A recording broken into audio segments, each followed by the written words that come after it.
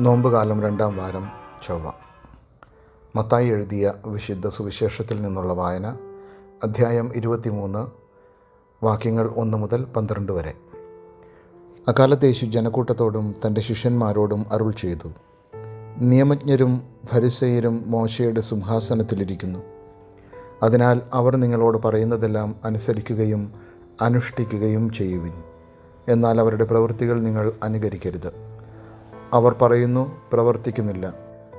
അവർ ഭാരമുള്ള ചുമടുകൾ മനുഷ്യരുടെ ചുമലിൽ വച്ചു കൊടുക്കുന്നു. സഹായിക്കാൻ ചെറുവിരൽ അനക്കാൻ പോലും തയ്യാറാകുന്നുമില്ല.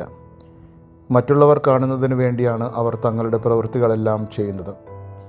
അവർ തങ്ങളുടെ നെറ്റിപ്പട്ടകൾക്ക് വീതിയും വസ്ത്രത്തിൻ്റെ തൊങ്ങലുകൾക്ക് നീളവും കൂട്ടുന്നു. വിരുന്നുകളിൽ പ്രമുഖ സ്ഥാനവും സിനഗോഗുകളിൽ പ്രധാന പീഠവും നഗരവീഥികളിൽ അഭിവാദനവും ഇഷ്ടപ്പെടുന്നു. റബ്ബി എന്ന് സംബോധന ചെയ്യപ്പെടാനും ആഗ്രഹിക്കുന്നു. എന്നാൽ നിങ്ങൾ റബ്ബി എന്ന് വിളിക്കപ്പെടരുത്. എന്തെന്നാൽ നിങ്ങൾക്ക് ഒരു ഗുരുവേയുള്ളൂ. നിങ്ങളെല്ലാവരും സഹോദരന്മാരാണ്. ഭൂമിയിൽ ആരെയും നിങ്ങൾ പിതാവെന്ന് വിളിക്കരുത്. എന്തെന്നാൽ നിങ്ങൾക്ക് ഒരു പിതാവേയുള്ളൂ, സ്വർഗസ്ഥനായ പിതാവ്. നിങ്ങൾ നേതാക്കന്മാർ എന്നും വിളിക്കപ്പെടരുത്. എന്തെന്നാൽ ക്രിസ്തുവാണ് നിങ്ങളുടെ ഏക നേതാവ്.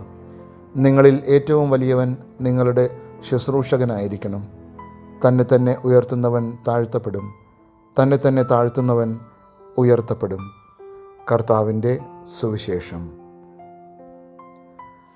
ദൈവവചനം അനുസരിക്കുകയും അനുഷ്ഠിക്കുകയും ചെയ്യണം, എന്നാൽ പറയുന്ന വ്യക്തികളെ അനുകരിക്കരുത് എന്ന് കർത്താവ് ഇന്നത്തെ സുവിശേഷത്തിൽ ജനങ്ങളെ പഠിപ്പിക്കുന്നു. നിയമജ്ഞരും ഫരിസേയരും മോശയുടെ വചനങ്ങളാണ് ജനങ്ങളെ പഠിപ്പിച്ചിരുന്നത്. എന്നാൽ അവർ പറഞ്ഞിരുന്നവ പ്രാവർത്തികമാക്കിയിരുന്നില്ല. മറിച്ച് മറ്റുള്ളവരെ കാണിക്കുവാനുള്ള പ്രവൃത്തികൾ മാത്രമാണ് അവർ ചെയ്തിരുന്നത്. അതുകൊണ്ടാണ് സുവിശേഷത്തിൽ അവർ പറയുന്നത് കേൾക്കണമെന്നും എന്നാൽ അവരെ അനുകരിക്കരുതെന്നും കർത്താവ് പഠിപ്പിക്കുന്നത്. ദൈവവചനം ആരിൽ നിന്ന് വന്നാലും അവരുടെ പശ്ചാത്തലമോ സ്വഭാവവിശുദ്ധിയോ നോക്കാതെ അവ സ്വീകരിക്കുകയും അനുസരിക്കുകയും വേണമെന്ന് കർത്താവ് നമ്മെ പഠിപ്പിക്കുന്നു.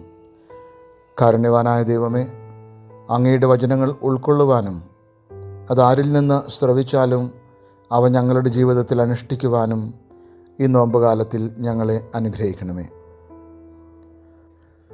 സർവശക്തനായ ദൈവം, പിതാവും പുത്രനും പരിശുദ്ധാത്മാവും നമ്മെ അനുഗ്രഹിക്കുമാറാകട്ടെ. ആമേൻ.